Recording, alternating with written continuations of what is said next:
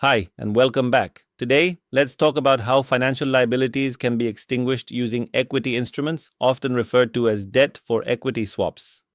A debt for equity swap occurs when a debtor renegotiates the terms of a financial liability and settles it, either fully or partially, by issuing equity instruments to the creditor.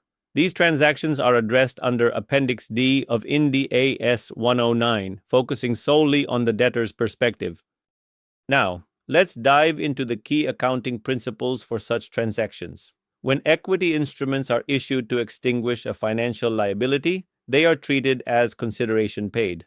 As per the standard, a financial liability or part of it is removed from the balance sheet only when it is fully or partially extinguished.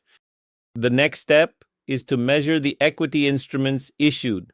These are initially recorded at their fair value, which reflects their market value at the time of the transaction. If the fair value of the equity instruments cannot be reliably measured, they are measured based on the fair value of the financial liability extinguished.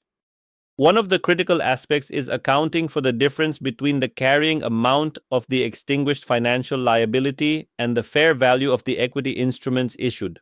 This difference, whether a gain or loss, is recognized in the profit and loss account. It reflects the economic impact of the renegotiation and settlement.